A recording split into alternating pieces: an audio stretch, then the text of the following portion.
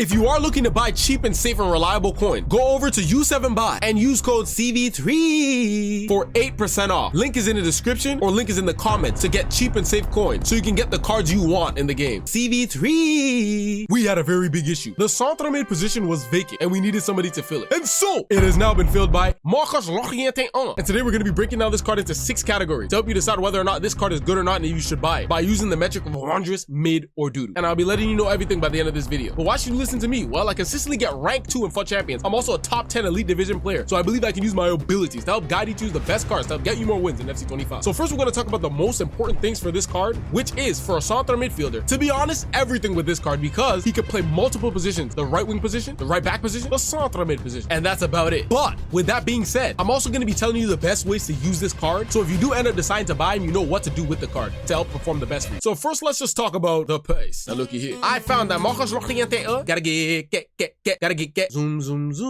zoom. This guy can zoom for sure. He's got that quick step plus with rapido regular. So he's moving fast like the Flash. You know what I'm saying? Definitely use them speed boosts with him and he can get into space. So don't worry about the pace with Marcos LLORENTE. But what about the shooting and clinicality ability? Can he put the ball into the back of net like a madman? Look at here. I ain't gonna lie. Using this card, I did found when I was trying to hit them trivelas like I'm watching the telenovela, he could probably get it off very well if you green time it. But if you don't green time it, fly me to the moon. That's where the ball's going. You know what I'm saying? That's what happened for me, at least. I was hitting them trivelas, no greens, and they were absolutely horrendous. And that's because he doesn't have the trivela playstyle. But if you green it, most cards will actually score. But if you're in the box, green time, very good chance it's going in because his finishing is actually solid with the great shot power. And you also have the power shot playstyle to work with, making him a pretty good finisher for the most part. So you don't have to worry about that. But remember, there are some cards with some fake stats, and he may have one of them. And we'll get to that. But let's just talk about the defensive capability. I do like that he has jockey regular. Just so, with him having tremendous pace and being able to twist and turn like Hingolo Conte, as well with that speed, makes him a very good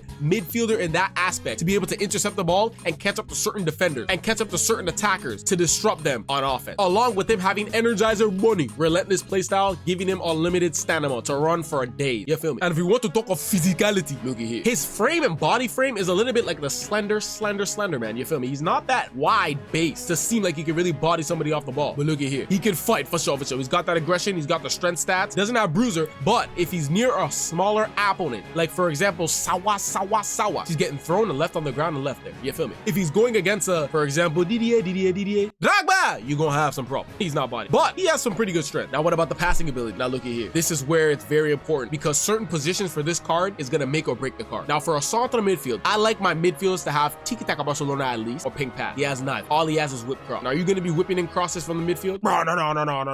No. But you almost got me. He has incisive, which is nice because now you can send in them through balls to your attackers and it will be very accurate and very nice. Now, he can't first time pass that consistently because he doesn't have tiki-taka, but if you send in them through balls, it has this auto adjust because of the incisive pass, which is very nice. That I believe is very important. That helps him in the midfield. But wait, there's more. The dribbling ability. Can he do a little bit of that twist and turn? Well, look at here. Before I tell you about this, if you're enjoying the video so far and you want to become a part of the strong community we're building, be sure to join the Discord, link in the description, or follow the Twitch as well. Anyway, I'm going to be telling you which position I do believe he's the best suited for to perform the best for you. Between the centre mid, right back, right wing, and right mid. But back to the dribbling. This guy's dribbling ability, when I was talking about fraudulent, he may be one of them. He was not doing a little bit of that twist and turn like I would like because I just finished from using Nwaneri and that guy can twist and turn, dribble, burst into space. Nice dribbling ability. I subbed on Garrincha and then moved Marcos LLORENTE on to the right back position and I instantly noticed better dribbling from Garrincha. It was ridiculous. Marcos LLORENTE on's dribbling is very bad for me. He was not the best with it. So right off the bat right there, now I'm going to tell you the best ways to use this card. Do I suggest him in the right wing position? Absolutely not, because one, barely has shooting play styles and you want your wingers and attackers to be able to score goals quite easily. You feel me? On top of that, all he can do is cross it in with a whip cross. He doesn't have crazy dribbling to beat the Teo Hernandez of the world. You feel me? So you'll be getting clamped up. He may be able to burst into space and beat them on the run sometime, but for the most part, it's good to have great dribbling and he does not come off that way for me. So is he better in the centre mid position? Because the centre mid position, now you get power shots off because he has a play style there. You get to send in them through balls, which is nice. Now the dribbling doesn't even have to be